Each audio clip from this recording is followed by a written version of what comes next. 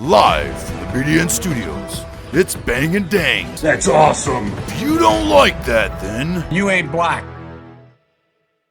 All right, we're back.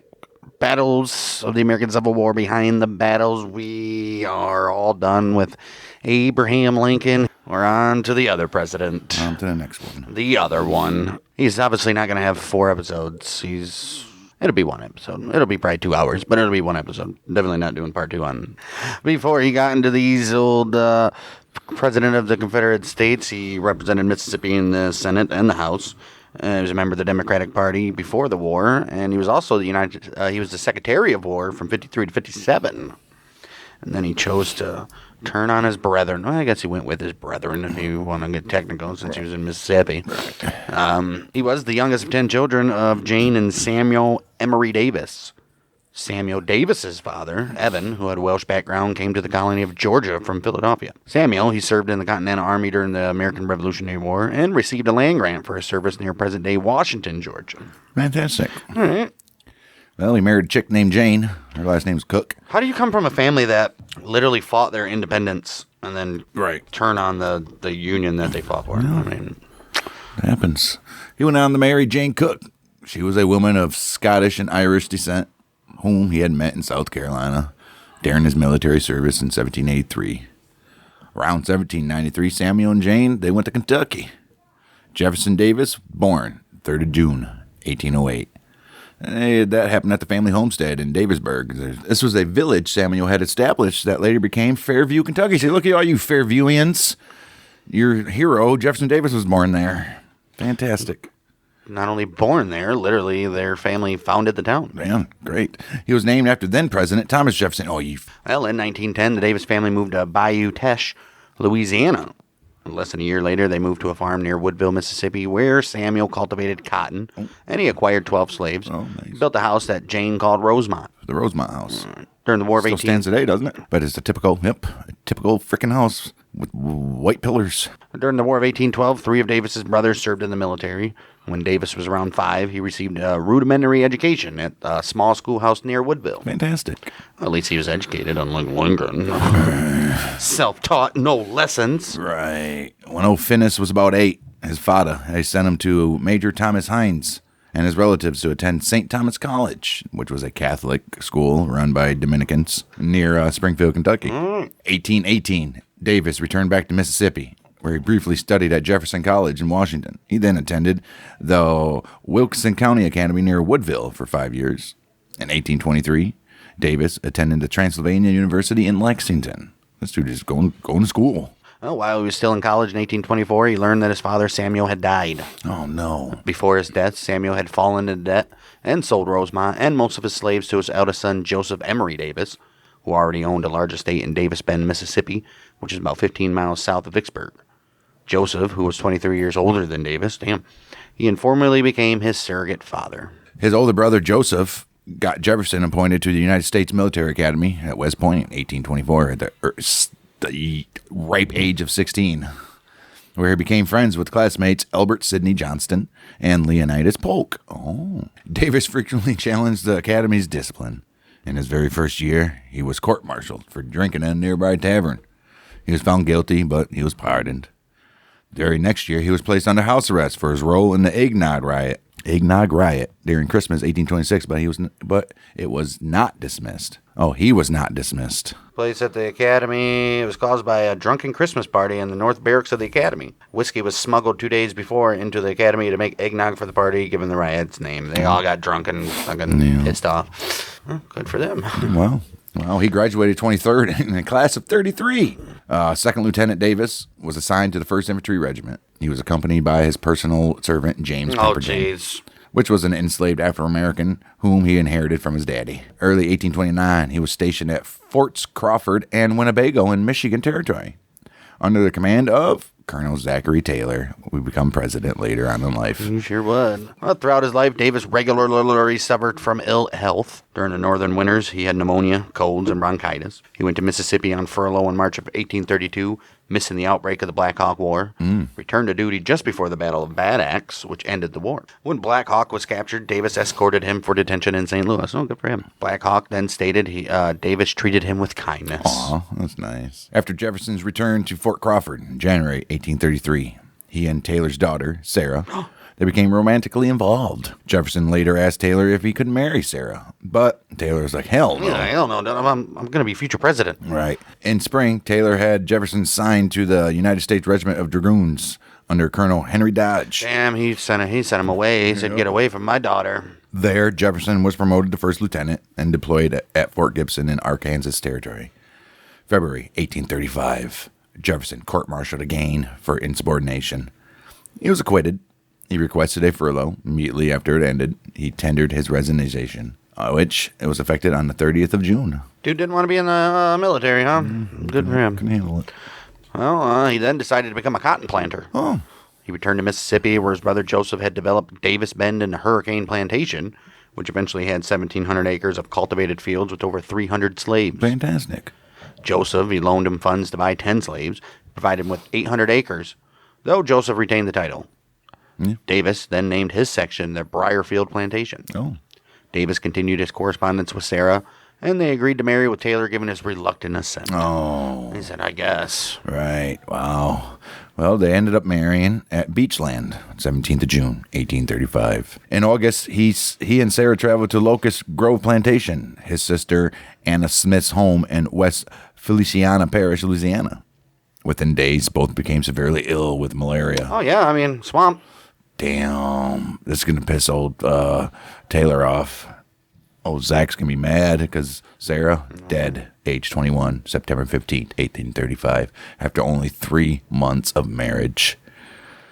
For several years after Sarah's death, Jefferson spent much of his time developing Briarfield. 1836, he possessed 23 slaves. By 1840, he had 40. By 1860, he had 113 workers. Well, he made his first slave, James Pemberton, Briarfield's effective overseer, a position Pemberton held until his death around 1850. He was the Samuel L. Jackson character in Django Unchained. Yeah. Davis continued his intellectual development by reading about politics, law, and economics at the large library Joseph and his wife Eliza had at the Hurricane Plantation. Around this time, Davis became increasingly engaged in politics, benefited from his brother's mentorship and political influence. Jefferson became publicly involved in politics in 1840 when he attended a Democratic Party meeting in Vicksburg, and he served as a delegate to the party's state convention in Jackson. He served again in 1842. 1 week before the state election, November 1843, he was chosen to be a Democratic candidate for the Mississippi House of Reps for Warren County. When the original candidate withdrew his nomination, though Jefferson lost the election, he was not ready to give up. Early 1844, he was chosen to serve as a delegate to the state convention again. And on his way to Jackson, he met Verena Banks Howell, who was the 18-year-old daughter of William Burr Howell and Margaret Kemp Howell. Yeah, there he delivered an invitation from Joseph for her to visit the Hurricane Plantation for the Christmas season. At the convention, Davis was selected as one of Mississippi's 6 presidential electors for the 1844 election. Within a month of their meeting, 35-year-old Jefferson and Verena became engaged despite her parents' initial concerns about his age and politics. During the remainder of the year, Davis campaigned for the Democrat Party, advocating for the nomination of John Calhoun. John Calhoun. He preferred Calhoun because he championed Southern interests, including the annexation of Texas, reduction of tariffs, and building naval defenses in southern ports. When the party chose James K. Polk for the presidential candidate, Davis campaigned for him. Well, you got him. Yep. What can you do? Well, Davis and Verena, they married February 26, 1845. Had 6 children. Samuel Emery, born 1852. He died of an undiagnosed disease 2 years later. Damn. Margaret Howell, born in 1855, married, raised a family, and lived to be 54. Good. Jefferson Davis Jr., born 1857, he died of yellow fever at age 21. Son of a bitch. Joseph Evan, born 1859, died from an accidental fall at age 5. Wow. William Howell, born 1861, who died of diphtheria at age 10. And Verena Ann, born 1864, who remained single and lived to be 34. Good Oh, my Lord. goodness. July 1845, Jefferson became a candidate for the United States House of Representatives. He ran on a platform emphasizing a strict constructionist view of the Constitution, states' rights, tariff reductions, and opposition to a national bank. Nobody wants that damn national bank. He won the election and entered the 29th Congress. Look at him. Jefferson opposed using federal monies for internal improvements, which he believed would undermine the autonomy of these states. Yeah, these Southerners especially didn't want the states involved in, or the federal government involved in nothing they were doing. He supported the American annexation of Oregon, but through peaceful compromise with Britain, on May 11, 1846, he voted for war with Mexico. Well, at the beginning of that Mexican-American War, Mississippi raised a volunteer unit, which was the first Mississippi regiment for the U.S. Army. Davis expressed his interest in joining the regiment if he was elected its colonel, and in the second round of elections in June 1846, he was chosen. Okay. He did not give up his position as a U.S. representative, but left a letter of resignation with his brother Joseph to submit when he thought it was appropriate. Oh. Jefferson was able to get his regiment armed with new percussion rifles instead of the smoothbore muskets used by other units. President Polk, he approved their purchase as a political favor in return for Jefferson's marshaling enough votes to pass the Walker Tariff. Reduced tariff rates from 32% to 25%. Because of its association with the regiment, the weapon became known as the Mississippi Rifle, and the regiment became known as the Mississippi Rifles. Jefferson's regiment was assigned to the army of his former father-in-law, Zachary Taylor, in northeastern Mexico. Uh-oh. Oh, jeez. Uh-oh. Well, Davis distinguished himself at the Battle of Monterey in September by leading a charge that took the fort of La Teneria. He then went on a 2-month leave and returned to Mississippi, where he learned that Joseph had submitted Davis's resignation from the House of Representatives in October. Davis returned to Mexico and fought in the Battle of Buena Vista, February 22nd, 1847. He was wounded in the heel during the fighting, but his actions stopped an attack by the Mexican forces that threatened to collapse the American line. Ooh-wee. He dropped out of the West Point just to come back and do this. Oh. In May, Polk offered him a federal commission as brigadier general. Davis declined the appointment, arguing he could not directly command militia units because the United States Constitution gives the power of appointing militia officers to the states, not the federal government. Hey, look at this dude. He's like, who do you think you are, president? Well, yeah, because he's a militia, not a member of the army. Instead, he accepted an appointment by Mississippi Governor Albert Brown to fill a vacancy in the United States Senate left when Jesse Spite died. He's like, I won't be a brigadier general. I'll be a fucking senator. Right. Wow. Well, let's take a look at that time as senator. He took a seat December 1847 and was made a regent of the Smithsonian Institution. The Mississippi State Legislature confirmed his appointment as a senator in January of 1848. He quickly established himself as an advocate of expanding slavery into the Western Territories. He argued that because the territories were the common property of all the United States and lacked state sovereignty to ban slavery, slave owners had the equal right to settle them as any other citizens. Davis then tried to amend the Oregon Bill to allow settlers to bring their slaves into Oregon Territory. Ooh, that wasn't going to happen. Not today, Charlie. He also opposed ratifying the Treaty of Guadalupe Hidalgo, which ended the Mexican-American War, claiming that Nicholas Trist, who negotiated the treaty, had done so as a private citizen and not a government representative. Oh. Instead, he advocated negotiating a new treaty, ceding additional land to the United States, and also opposed the application of the Wilmot Proviso to the treaty, which would have banned slavery in any territory acquired from Mexico. This dude just wants slaves, damn it. Son of a bitch. Well, during the 1848 presidential election, Davis chose not to campaign against Zachary Taylor, who was the Whig candidate.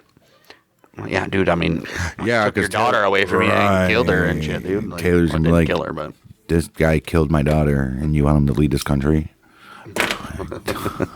and he got married as an 18-year-old kid. Right.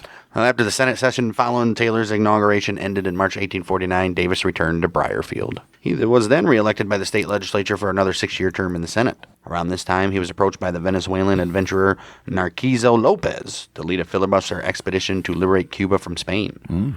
He said, "No, thank you. It's inconsistent with my duty as a senator." Oh, well, yeah, I guess. Right, like, you're a senator. You're not going to liberate countries and shit. Right. When Calhoun died in the spring of 1850, Davis became the senatorial spokesperson for the South. The Congress debated Henry Clay's resolutions, which sought to address the sectional and territorial problems of the nation, and became the basis of the Compromise of 1850. Yeah, it wasn't really a compromise. Not at all. Davis was against the resolutions because He felt it would put the South at a political disadvantage. He also opposed the admission of California as a free state without its first becoming a territory, asserting that a territorial government would give slave owners the opportunity to colonize the region. He also tried to extend the Missouri Compromise line to allow slavery to expand to the Pacific Ocean. He stated that not allowing slavery into the new territories denied the political equality of Southerners and threatened to undermine the balance of power between northern and southern states in the Senate. Oh, wow. He's got maybe a point on that last one. Yeah, but wow, this guy is a racist. Autumn 1851. Jefferson, he was nominated to run for governor of Mississippi against Henry Stuart Foote, who had favored the Compromise of 1850. He accepted the nomination and resigned from the Senate, but Foote won the election by a slim margin. Jefferson then turned down a reappointment to his Senate seat by outgoing Governor James Whitfield, settling in Briarfield for the next 15 months. He was like, you know what, I'm done with politics for now. Is he? He remained politically active. Well, I guess not. He attended the Democratic Convention in January of 1852, and he also campaigned for Democratic candidates Franklin Pierce and William R. King during the presidential election of 1852. Old Franklin Pierce took that home. Yeah, he did. And when Franklin Pierce took it home, he named Davis Secretary of War in 1853. He championed a transcontinental railroad to the Pacific Ocean, arguing it could bring many more slaves than wagons. This guy. That's not what he argued. He said arguing it was needed for national defense and was entrusted with overseeing the Pacific Railroad surveys to determine which of 4 possible routes was the best. He promoted the Gadsden purchase of today's southern Arizona from Mexico. Nice. Partly because he preferred a southern route for the new railroad. Okay. I bet. The Pierce administration agreed, and the land was indeed purchased December of 1853. He presented the survey's findings in 1855, but they failed to clarify the best route, and sectional problems prevented any choice being made. Davis also argued for the acquisition of Cuba from Spain, seeing it as an opportunity to add the island a strategic military location and potential slave state. See, he's got the military location, because Right. obviously Cuba would be... Dude, it'd be beautiful. Right, but, come on, guy. Wow. He suggested that the size of the regular army was too small and that its salaries were too meager. Congress agreed and authorized 4 new regiments and increased its pay scale. This guy. He ended the manufacture of smoothbore muskets. There's no reason for him. Shifted production to rifles. Right. There's no reason for him. Right. Working to develop. Ironically, that's what most of his men use anyways. Right. Working to develop the tactics that accompany them. Right. He oversaw the building of the public works in Washington, D.C., including the initial construction of the Washington Aqueduct. Oh. He assisted in the passage of the Kansas-Nebraska Act in 1854 by allowing President Pierce to endorse it before it came up for a vote. Oh. He allowed the president. Right. This bill, which created Kansas and Nebraska territories, repealed the Missouri Compromise's limits on slavery, and left a decision about a territory slaveholding status to popular sovereignty, which allowed the territory's residents to decide themselves. Right. The passage of this bill led to the demise of the Whig Party, which had tried to limit expansion of slavery in the territories. It also contributed to the rise of the Republican Party and the increase of civil violence in Kansas. The old Democrat nomination for the 1856 presidential election, James Buchanan. Knowing his term was over when the Pierce administration ended in 1857, Jefferson Davis, he ran for Senate once more, and he re-entered it on March 4th, 1857. That very same month, the United States Supreme Court decided that Dred Scott case, which ruled that slavery could not be barred from any territory.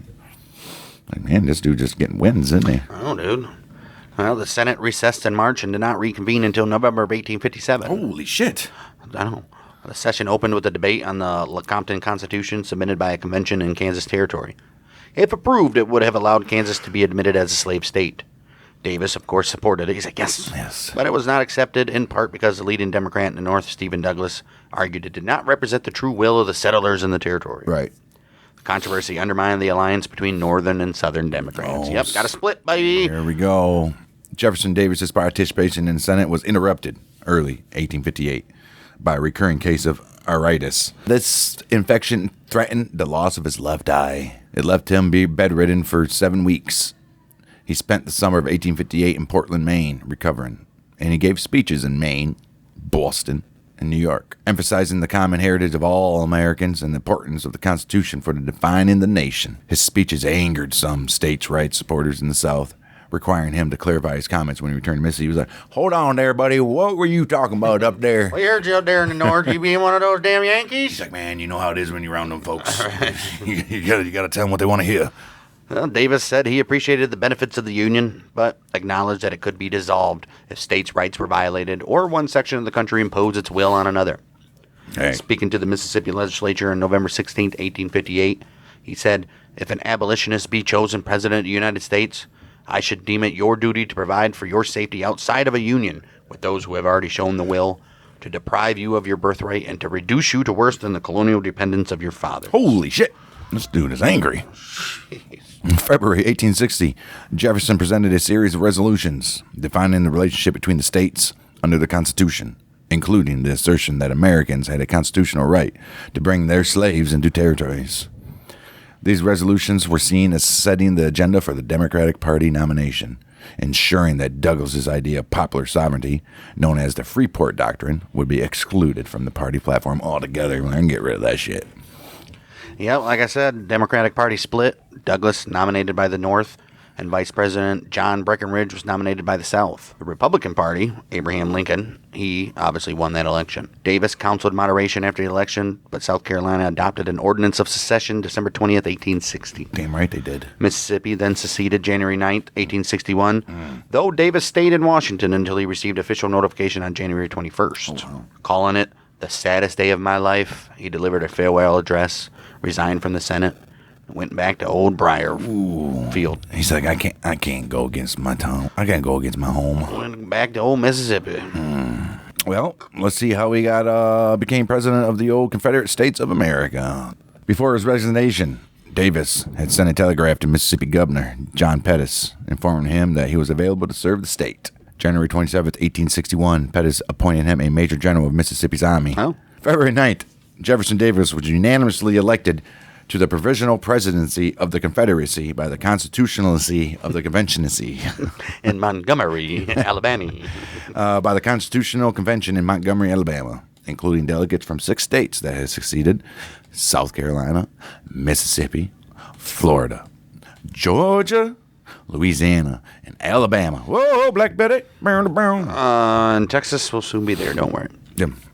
He was chosen because of his political prominence, his military reputation, and his moderate approach to secession, which Confederate leaders thought might persuade undecided Southerners to support their cause. Okay. He learned about his election the next day. Oh, wow. Davis had been hoping for a military command, but he committed himself fully to his new role. As president. He was inaugurated February 18th. Then he formed his cabinet by choosing a member from each of the states of the Confederacy, including Texas, who had recently seceded. He chose Robert Toombs of Georgia for Secretary of State, Christopher Memminger of South Carolina for Secretary of Treasury, Leroy Walker of Alabama for Secretary of War, John Reagan of Texas for Postmaster General, Judah Benjamin of Louisiana for Attorney General, Stephen Mallory of Florida for Secretary of the Navy. Jefferson Davis stood in for Mississippi. What? He didn't choose anybody from Mississippi because he's from Mississippi. He's the president. Right. Davis stood in for Mississippi. During his presidency, Davis's cabinet often changed. There were 14 different appointees for the positions, including 6 secretaries of war. Damn. I mean, yeah. Right. 6th November 1861, Jefferson Davis elected president for a 6-year term. He took office on February 22nd, 1862. He was officially the president. Oh, all right. Well, as the southern states seceded, state authorities took over most federal facilities without bloodshed. But we already know 4 forts, including Fort Sumter in Charleston, South Carolina, had not surrendered. Davis preferred to avoid a crisis because the Confederacy needed time to organize its resources. Right. But you ain't going to get it. Wow. To ensure that no attack on Fort Sumter was launched without his command, Jefferson had appointed Brigadier General P.G.T. Beauregard to command all Confederate troops in the vicinity of Charleston, South Carolina. Davis, he sent a commission to Washington to negotiate the evacuation of the forts. But Abraham Lincoln said no. I don't recognize you guys. Who are you to give me demands? Excuse me, Senator? Right. When Lincoln informed Davis that he intended to reprovision Fort Sumter, Davis convened with the Confederate Congress on 8th of April and gave orders to demand the immediate surrender of the fort or to reduce it. The commander of the fort, Major Robert Anderson, refused to surrender, and Beauregard began the attack early April 12th. After over 30 hours of bombardment, the fort surrendered. Sure did. Then Lincoln called for 75,000 volunteers to suppress the rebellion. 4 more states, Virginia, North Carolina, Tennessee, and Arkansas, joined the Confederacy. Yeah, they all seen Fort Sumter go down and be like, we might have a chance, guys. The war is on. In addition to being a constitutional commander-in-chief of the Confederacy, Jefferson Davis, he was operational military leader as the military departments reported directly to him, obviously. Many people, including Generals Joseph E. Johnston and Major General Leonidas Polk, thought he would direct the fighting, but he left that to his generals. He's like, no, you guys can do that. Major fighting in the I east. just tell you where to fight. Right. Major fighting in the east began when the Bluecoats advanced into northern Virginia in July 1861. It was defeated at Manassas by 2 Confederate forces, commanded by Beauregard and Joseph Johnston. Battle of Manassas, Bull Run, baby. After the battle, Davis had to manage disputes with the 2 generals, both of whom felt they did not get the recognition they deserved. In the West, Davis had to address a problem caused by another general. Kentucky, which was leaning toward the Confederacy, had declared its neutrality. September 1861, Polk violated the state's neutrality by occupying Columbus, Kentucky. Secretary of War Walker ordered him to withdraw. He said, what are you doing, dude? Come on, man. They're already leaning toward us. Now you're going to make them go north. Right. Well, Jefferson Davis, he initially agreed with Walker. He's like, we got to get him out of there. Well, no, let's leave him there for a little while. So he allowed Polk to remain in Kentucky. The violation led Kentucky to request aid from the Union, effectively losing the state for the Confederacy. Stupid. Walker resigned as Secretary of War. He said, I'm working with a bunch of fucking idiots. Dumbasses. And it was replaced by... I'm your Secretary of War. Why are you not listening to me? Right. And Walker was replaced by Judah P. Benjamin. Jefferson Davis appointed General Elbert Sidney Johnston, a commander of the Western Military Department. That included much of Tennessee, Kentucky, western Mississippi, and Arkansas. All right. February 1862, the Confederate defenses in the West collapsed when the Union forces captured Fort Henry and Donelson, and nearly half the troops in Johnston's department, A.S. Johnson.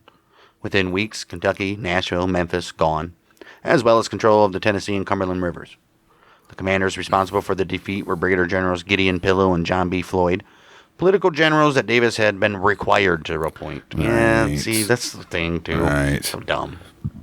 Jefferson Davis gathered troops defending the Gulf Coast, concentrated them with A.S. Johnston's remaining forces. Davis favored using his concentration in an offensive. Johnston attacked the Union forces at Shiloh, southwestern Tennessee, on the 6th of April. Attack failed. Johnston murdered. General Beauregard took command of that. Why did you always say murdered? General Beauregard took command, falling back to Corinth, Mississippi. And he fell back again to Tupelo, Mississippi. When Beauregard then put himself on leave, Jefferson Davis replaced him with General Braxton Bragg. Beauregard would come back later, but not as a major general. February 22nd, Davis was inaugurated as president, like we said. In his speech, he admitted that the South had suffered disasters, but called on the people of the Confederacy to renew their commitment. He replaced Secretary of War Benjamin, who had been scapegoated for the defeats, with George Randolph. Okay. Davis kept Benjamin in the cabinet, though, making him Secretary of State to replace Hunter, who had stepped down. Oh, jeez. In March, Davis vetoed a bill to create a commander-in-chief for the Army, but then he eventually selected Robert E. Lee to be his military advisor. Damn right. They formed a close relationship, and Davis relied on Lee for counsel until the end. March, Union troops in the east began an amphibious attack on the Virginia Peninsula, 75 miles from the Confederate capital, Richmond. Jefferson Davis, Robert E. Lee, they wanted Joseph Johnston, who commanded the Confederate Army near Richmond. I want you to make a stand at Yorktown there. Johnston, can you do it? Yes, I can. Instead, Johnston withdrew from the peninsula without informing Jefferson Davis. Davis reminded Johnston that it was his duty to not let Richmond fall. 31st May 1862, Johnston engaged the Union Army less than 10 miles from Richmond, and this was the Battle of Seven Pines. And he was wounded in this battle. He sure was. Well, Davis then put Lee in command. Lee began the 7 days battles less than a month later, pushing the Union forces back down the peninsula, and eventually forcing them to withdraw from Virginia altogether. Right. Lee beat back another army moving into Virginia at the Second Battle of Manassas, August 1862, and knowing Davis desired an offensive into the north, he then invaded Maryland, but retreated back to Virginia after a bloody stalemate at Antietam in September. They should never tried going into Maryland. In December, Lee stopped another invasion of Virginia at the Battle of Fredericksburg. Yeah, he was good at stopping them initially, but then couldn't do nothing. All fell apart. Well, in the West, Bragg, he shifted most of his available forces from Tupelo to Chattanooga in July of 1862. He did that for an offensive toward Kentucky. Jefferson Davis approved, suggesting that an attack I'm Jefferson Davis, and I approve this message. He suggested that an attack could win Kentucky for the Confederacy and regain Tennessee. But he did not create a unified command. He formed a new department independent of Bragg under Major General Edmund Kirby Smith at Knoxville. In August, both Bragg and Smith, they invaded Kentucky together. Frankfort, briefly captured, and a Confederate governor was inaugurated, but the attack collapsed, in part due to a lack of coordination between these two generals. You dumbass. After a stalemate at the Battle of Perry, Bragg and Smith retreated to Tennessee.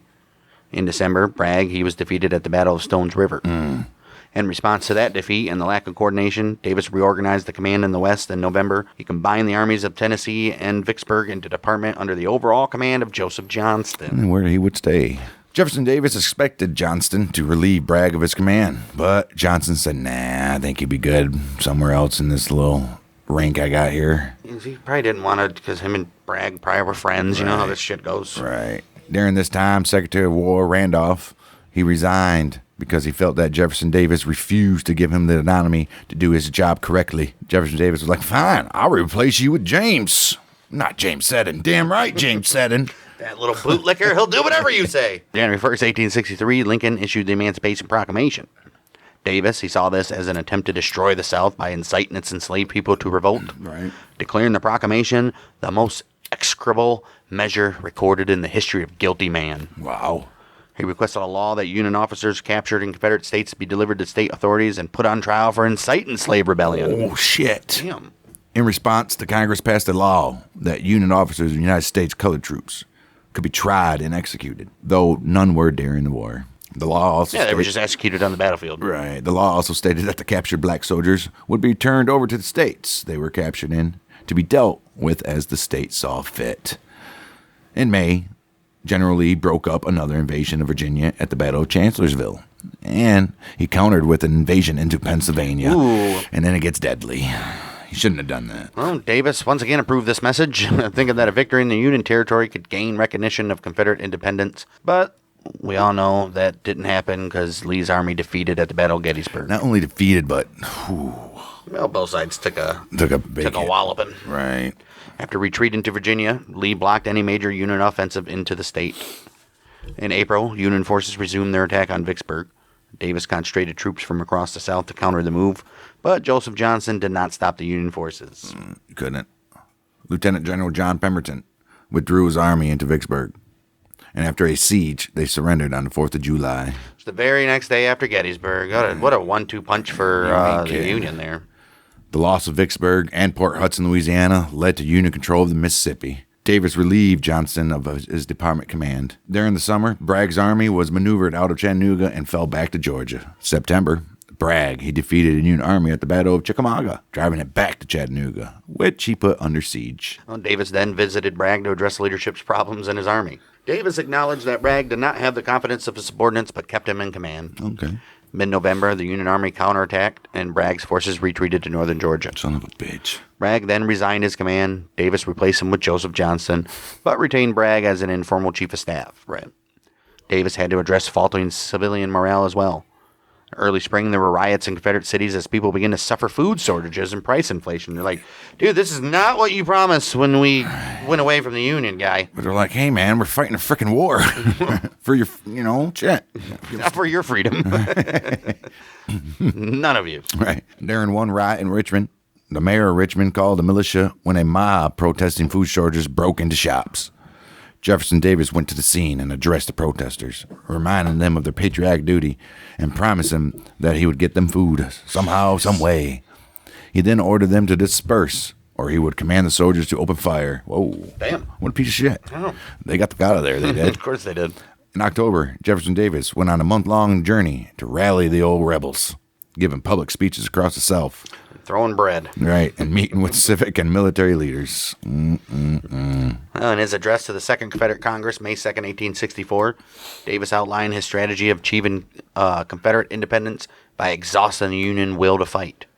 He said if the South could show it could not be subjugated, the North would elect a president who would make peace. Right. Early 1864, Davis encouraged Joseph Johnston to take action in Tennessee, but Johnston refused. Oh. In May, the Union armies advanced toward Johnston's army, who repeatedly retreated toward Atlanta. Yeah, he's like, Wow. In July, Jefferson Davis replaced Johnston with General John Hood, who immediately engaged the Union forces in a series of battles around Atlanta.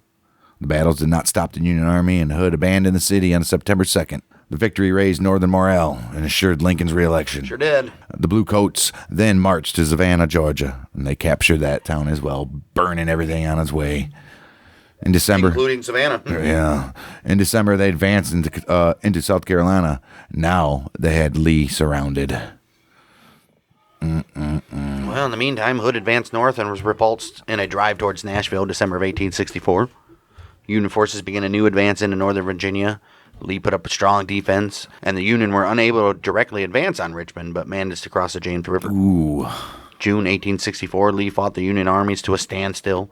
Both sides settled into trench warfare around Petersburg, which lasted till 1865. To the end of the war. This was Basically, it. yeah. He should have just gave up here. Jefferson Davis signed a congressional resolution in February, making Lee general-in-chief. Sedan, he resigned as Secretary of War and was replaced by John Breckinridge. Jefferson Davis sent envoys to Hampton Roads for peace talks, but Lincoln refused to even consider any offer that included an independent Confederacy. Bye. Davis also sent Duncan Kenner, the chief Confederate diplomat, on a mission to Great Britain and France, offering to gradually emancipate the enslaved people of the South for political recognition. Oh, he probably didn't tell anybody he was doing that. He said, look at you guys. We'll get rid of them. Recognize us, put pressure on the United States, and we'll gradually phase this thing out in about 300 years. We got cotton. Right, I mean, yeah. You guys still got the port in New Orleans? No.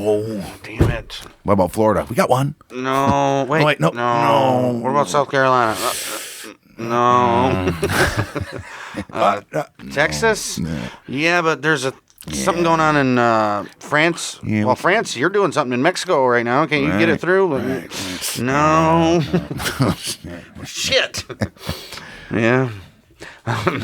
Major General Patrick Cleburne, he sent a proposal in early 1864 to Davis to enlist African Americans in the Army. Davis initially suppressed it, but by the end of the year, he basically had no choice. Congress passed an act supporting him, and it left the principle of slavery intact by leaving it to the states and individual owners to decide which slaves could be used for military service. Oh, wow. But Davis's administration accepted only African Americans who had been freed by their masters as a condition of their being enlisted. Oh, wow. This act came too late to have an effect on the war. Of course it did. Let's take a look at the end of the short-lived Confederate States of America and the capture of your beloved President Jefferson Davis. The Union Army broke through the Confederate trench. All the fucking Southern bros right now are pounding air. Yeah. Son of a bitch. The Union Army broke through the Confederate trench lines at the end of March 1865, forcing Lee to withdraw and abandon Richmond. Jefferson Davis evacuated. Him and his family, they said bye, which included Jim Limber, a free black orphan they briefly adopted on the 29th of March. 2nd of April, Davis and his cabinet escaped by rail to Danville, Virginia, and that's where Lee wanted to go too. He issued a proclamation on the 4th of April. That's where they were all headed. We're supposed to be headed. He issued a proclamation on the 4th of April, encouraging the people of Confederacy to continue resistance. But Lee said, nah, I'm done. I'm going to surrender at this Appomattox courthouse here. And he did that on the 9th of April. The president and his cabinet, they headed to Greensboro, North Carolina, where they met with Joseph Johnston, Beauregard, and North Carolina Governor Zebulon Vance. Well, Davis, he wanted to cross the Mississippi and continue the war, but his general stated they did not have the forces.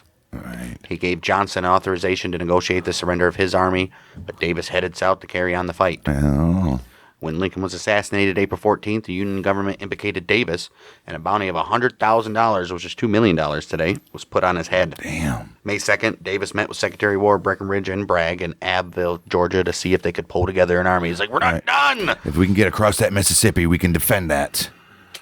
Just give it up, guy. If Lee surrendered, then you know you're done. Right. Well, these generals, they said, I'm sorry, sir, but we could not get any men that were willing to fight or even have enough to even do anything.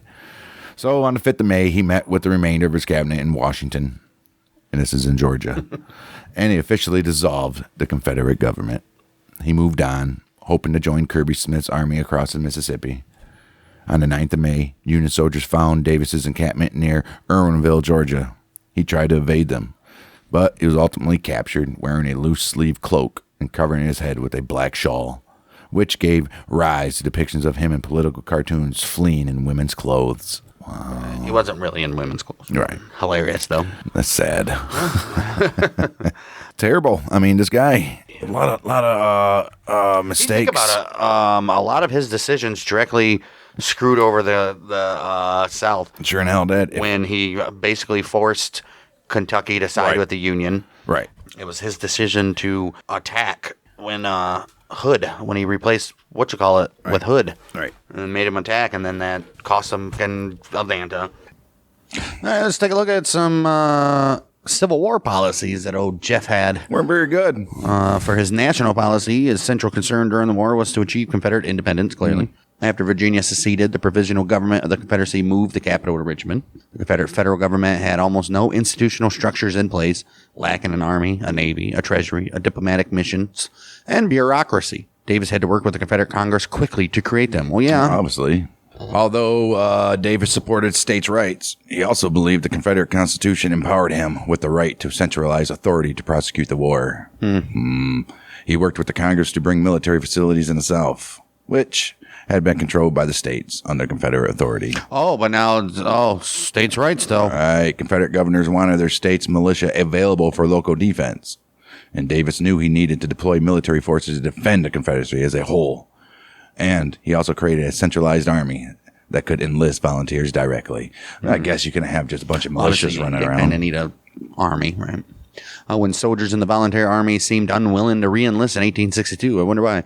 Davis, he instituted the first conscription in American history. So it was actually the South that did the first draft. Yeah. He received authorization from Congress to suspend the writ of habeas corpus when needed. 1864, he challenged property rights by recommending a direct 5% tax on land and slaves, and implemented the impressment of supplies and slave labor for the military effort. Jeez, this guy's just doing everything that He said, we'll take your supplies, we'll take your slaves if we need them. Holy shit. In 1865, Davis's commitment to independence led him to even compromise slavery when he advocated for allowing African Americans to earn their freedom by serving in the military. That's all right. These policies made him unpopular with states' rights advocates and states governors who saw him as creating the same kind of government they just couldn't love. Maybe a little worse. Probably worse. Right. Holy shit. Take a look at his not-so-foreign policy. Well, he tried. The main objective of Davis's foreign policy was to achieve foreign recognition. Clearly. You can't have a foreign policy if you're not recognized. Right. Allowing the Confederacy to secure international loans, receive foreign aid to open trade, and to provide possibility of a military alliance with somebody. Jefferson Davis was confident that most European nations' economic dependence on cotton from the South would quickly convince them to sign treaties with the old ribs. Cotton had made up 61% of the value of all United States exports. And the South filled most of the European cloth industry's need for a cheap imported raw cotton. There was no consensus on how to use cotton to gain European support. Right. If you don't let us win, then we're not going to give it to you. They used to buy in bulk and just store it so they didn't have to buy it from us. Right. Bastards. That's what they ended up doing from other countries. Davis, he did not want an embargo on cotton. He wanted to make cotton available to European nations, but require them to acquire it by violating the blockade declared by the Union. And everybody else is like, no, dude. I don't think so. The majority of Congress wanted an embargo to coerce Europe to help the South, though. Though there was no official policy, cotton was effectively embargoed. By 1862, the price of cotton in Europe had quadrupled, and European imports of cotton from the U.S. were down 96%. Yep. But instead of joining with the Confederacy, like we said, they just went and found new sources such as India, Egypt, and Brazil. Sure in hell did. By the end of the war, not a single foreign nation had recognized the Confederate States of America. Nope, almost. But They were going to. They were close. When Gettysburg happened, they're like, ooh, I knew it. Yep. I knew it. It's like one of those non-Power 5 teams playing Ohio State and being tied at 7.5. Right, and then that ends up 49-7. You're like, yeah, well, we saw this coming. Let's take a look at the financial policy. Oh, Jesus, this ought to be fun. Davis, he did not even take executive action to create the needed financial structure for the Confederacy. He knew very little about public finance, largely deferring to Secretary of Treasury and Memminger. Memminger's knowledge of economics was limited as well. Oh, jeez. And he was ineffective at getting Congress to listen to his suggestions. Until 1863, Davis's reports on financial state of the Confederacy to Congress tended to be unduly optimistic. How can you even have anything? You're in a war to try to gain your independence. You're not going to have a surplus. And I don't even know how much your little Confederate dollars are even worth. Right. Right, not as much as U.S., I would assume. Well, Davis's failure to argue for needed financial reform allowed Congress to avoid unpopular economic measures, such as taxing planters' property, both land and slaves, that made up 2/3 of the South's wealth. Right. At first, the government thought it could raise money with a low export tax on cotton, but that blockade prevented this. And in his opening address to the fourth session of Congress in December 1863, Davis demanded the Congress pass a direct tax on property despite the Constitution. He said, "This is wartime, baby." That's what he wanted. Congress was like, "You're right. We'll do it. But The tax had too many loopholes and exceptions, and it even failed to produce. They probably started handing down slaves to other people in the family or some shit like that. Yeah. And that tax failed to produce any needed revenue. Throughout the existence of the old Confederacy, taxes accounted for 1/14 of the government's income. Damn.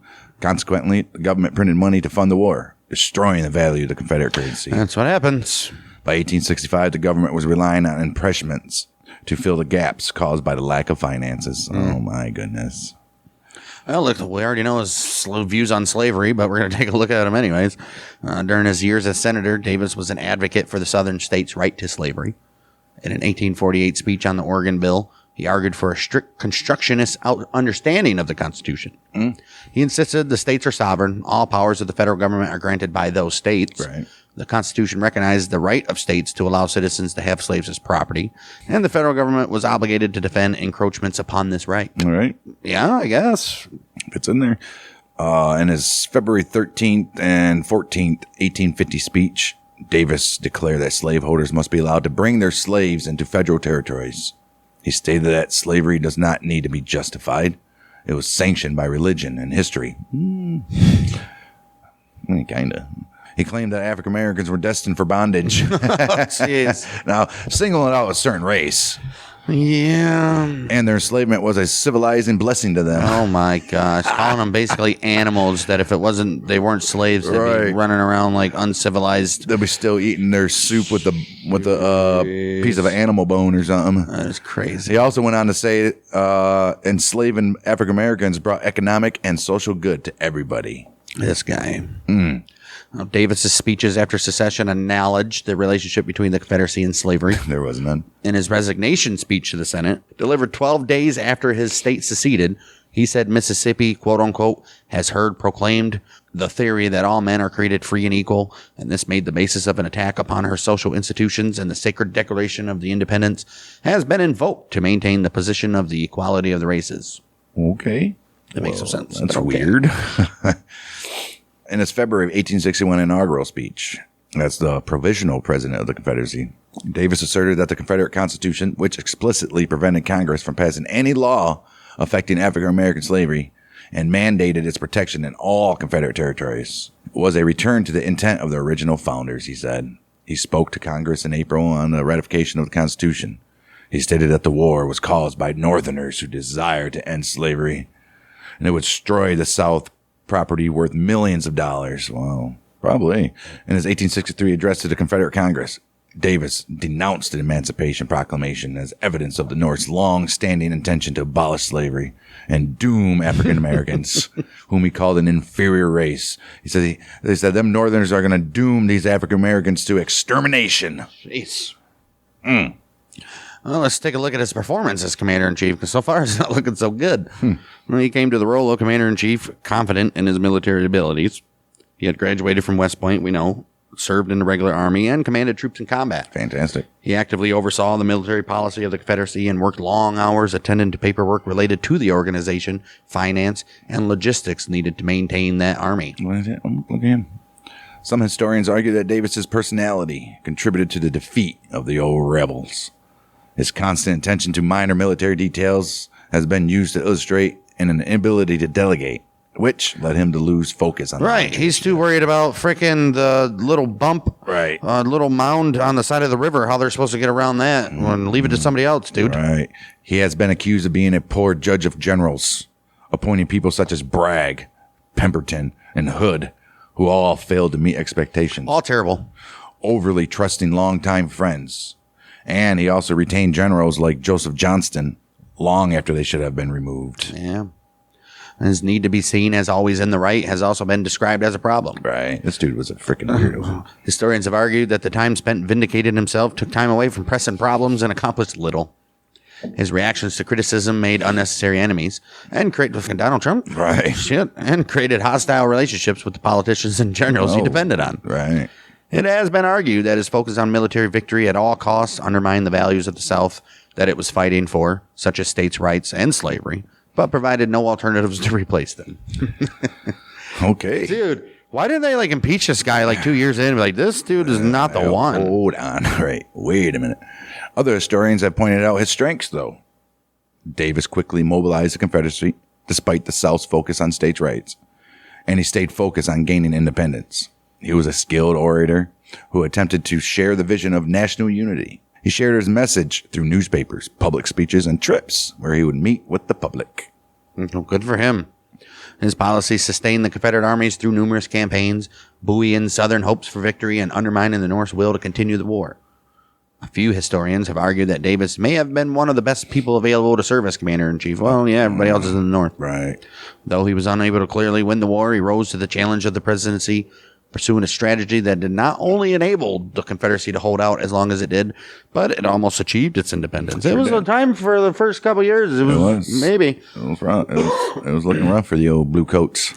All right, well, with his little legacy out of the, or his presidency out of the way, we're going to go back to present day right after he gets captured. Right after he gets captured, because it's the 22nd of May of 1865, Jefferson Davis in prison in Fort Monroe, Virginia.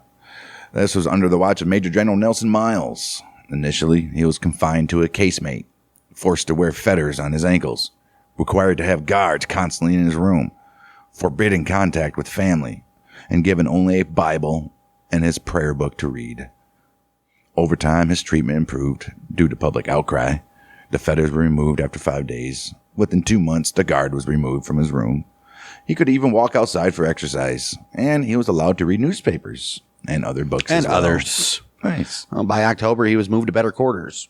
April 1866, Farina, his wife, she was permitted to regularly visit him. September, Miles was replaced by Brevet Brigadier General Henry Burton. And he permitted Davis to live with Farina in a 4-room apartment. Oh, look at Nice. that. In December, Pope Pius IX, he sent a photograph of himself to Davis. Oh, wow. And, conceded much? Right. President Andrew Johnson's cabinet was unsure what to do with Davis. He had been arrested for complicity in the assassination of Abraham Lincoln. Like, what do you do with this guy? Right. Do we hang him or try him for treason or even something? I don't know. Well, Lincoln's cabinet considered trying him by military court for war crimes, his alleged involvement in assassination of Abraham Lincoln, or they could try him for the mistreatment of Union prisoners of war at Andersonville Prison. Well, we'll get to that, all about that prison. He probably should have been. Yeah, that was rough. But they could not find any reliable evidence directing Wasn't the warden of Andersonville hung? I think so. But they could not find any reliable evidence directly linking Davis to either. In late summer of 1865, Attorney General James Speed determined that it was best to try Davis for treason in a civil criminal court. Civil criminal? Right. In the June of 1866, the House of Representatives passed a resolution by a vote of 105 to 19 to put Davis on trial for treason. Wow. Well, Davis also desired a trial to vindicate his actions. His defense lawyer, Charles O'Connor, he wanted to argue that Davis did not commit treason because he was no longer a citizen of the United States when Mississippi left the United States. Right. But because the trial was to be held in Richmond, Union prosecutors worried a jury might sympathize with Davis and acquit him of an act of jury nullification that would be interpreted as validating the constitutionality of secession. Right. I mean, Right. I guess you could argue it both ways, but he technically was a serving member in freaking Congress. Right.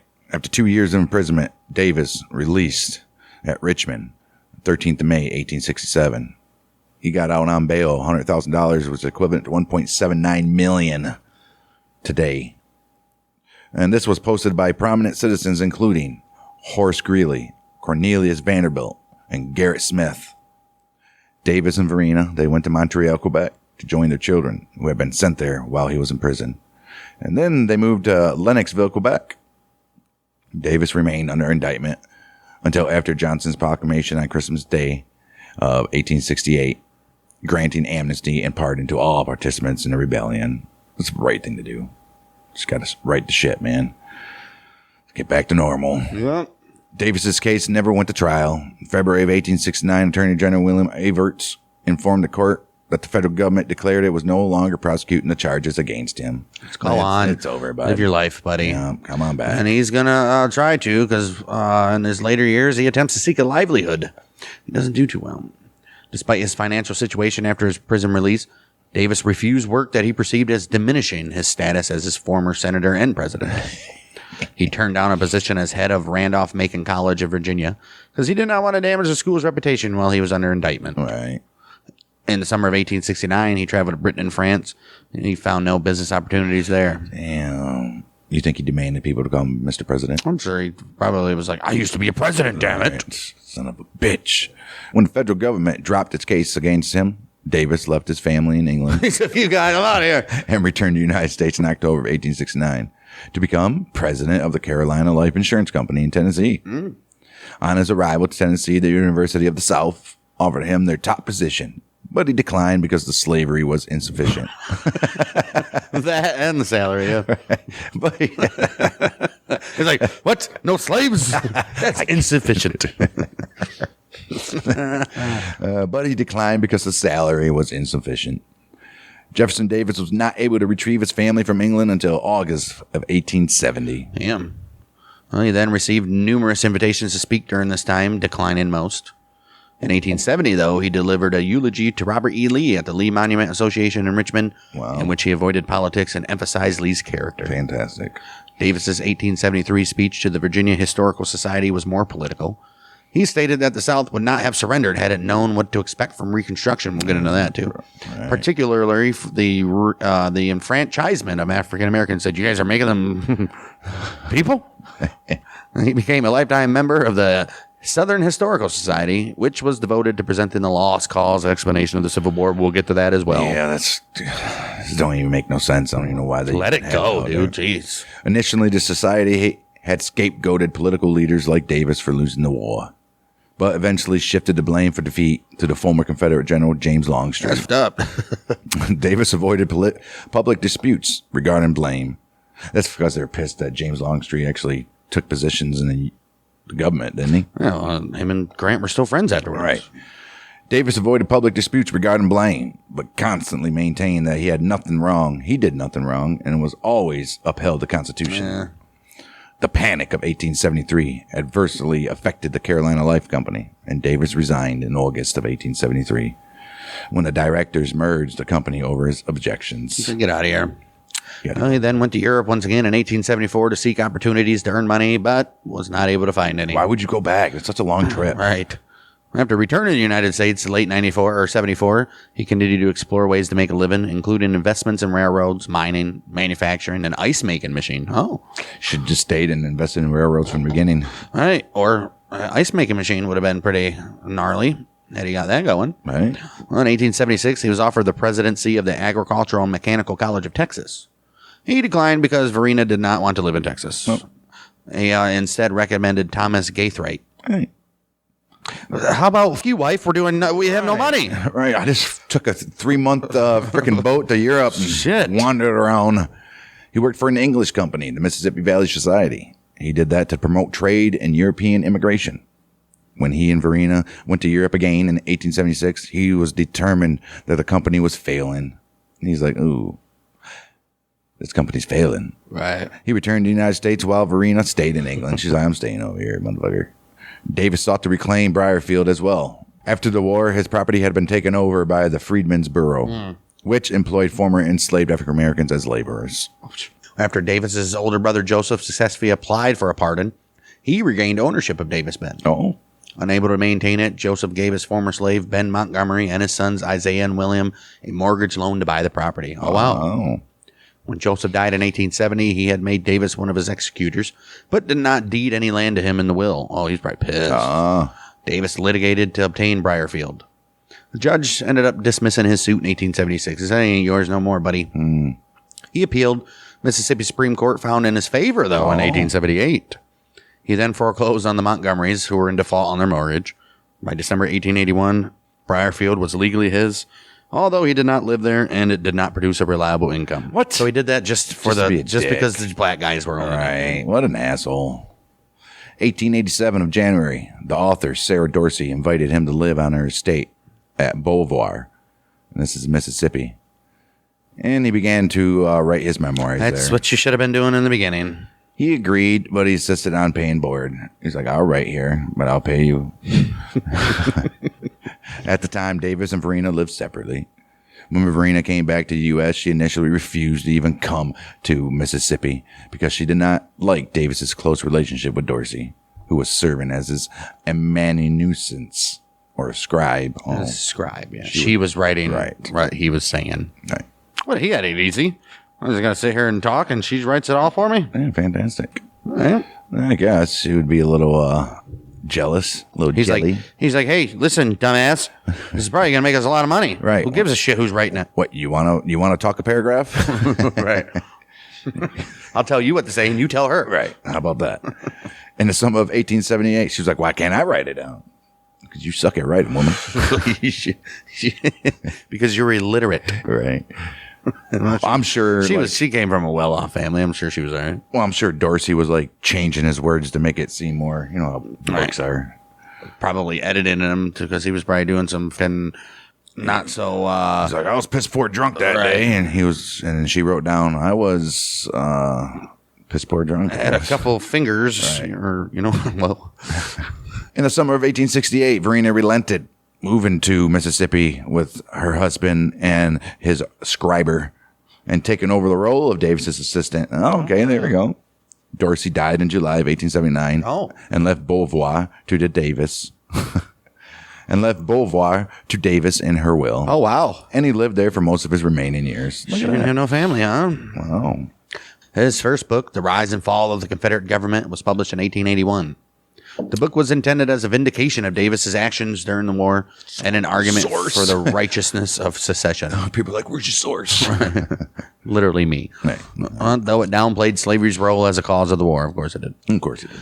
James Redpath, editor of the North American Review, encouraged him to write a series of articles for the magazine and to complete his final book, A Short History of the Confederate States of America. Yeah, it's short. Mm-hmm. He also began dictating his memoirs, although they were never finished. Well, what are you going to do? Oh, that sucks. He could have made some big money off the memoirs, dude. Could have. 1886, Henry Grady, an advocate for the New South, convinced Davis to lay the cornerstone for a monument to the Confederate dead in Montgomery, Alabama, and also to attend the unveilings of statues memorializing Davis's friend Benjamin Hill in Savannah and the Revolutionary War hero Nathaniel Greene in Atlanta. The tour was a triumph for Davis and got extensive newspaper coverage, which emphasized national unity and the South's role as a permanent part of the United States. Each stop along the way, large crowds came out to cheer Davis, solidifying his image as an icon of the South and the Confederacy. October 1887, Davis held his last tour, traveling to the Georgia State Fair in Macon, Georgia, for a grand reunion with the Confederate veterans. Good for him. Right. Well, and only 2 years later, November 1889, he embarked on a steamboat in New Orleans in cold rain, intended to visit his Briarfield plantation. One last time, because he knew he was dying. Well, he fell ill during the trip, but refused to send for a doctor. An employee telegrammed Verena, who came to get him. Davis, he was diagnosed with acute bronchitis complicated by malaria. He already had that his whole life growing up. When he returned to New Orleans, Davis's doctor, Stanford Shale, he pronounced him too ill to travel further. He was then taken to the home of Charles Erasmus Fenner, who was the son-in-law of his friend J.M. Payne, where he ended up dying at 12:45 a.m. Friday, December 6, 1889. He was in the presence of several friends and holding Verena's hand. Wow. If you only would have got doctor help, dude. See, so dumb. Davis's body lay in state at the New Orleans City Hall from December 7th to the 11th. His funeral was one of the largest held in the South ever. 200,000 mourners were estimated to have attended. The coffin was transported on a 2-mile journey to the cemetery in a modified 4-wheeled caisson to emphasize his role as a military hero.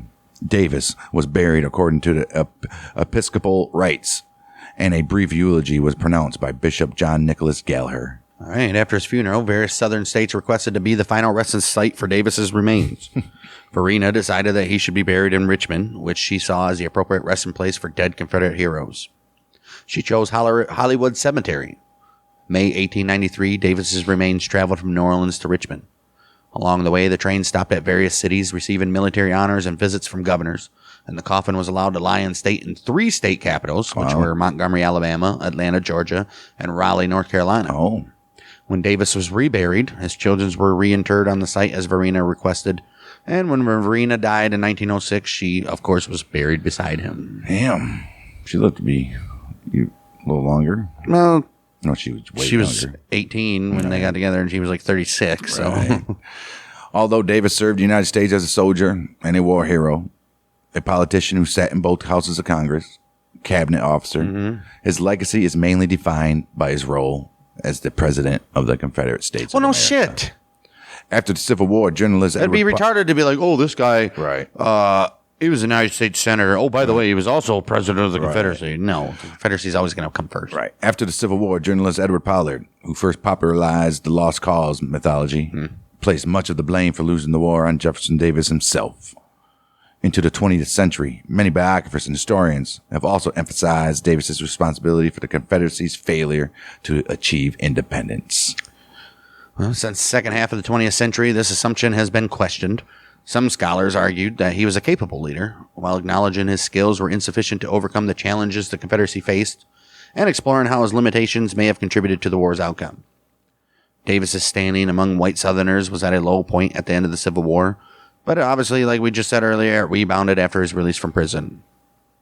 He was a hero afterwards. Right. After Reconstruction, he became a venerated figure of the white South, and he was often depicted as a martyr who suffered for his nation. His birthday was made a legal holiday in 6 southern states. I think it still is in a couple of them. His popularity among white Southerners remained strong in the early 20th century. Around 200,000 people attended the unveiling of the Jefferson Davis Memorial at Richmond, Virginia in 1907. They're dead. I'm pretty sure that's gone, though.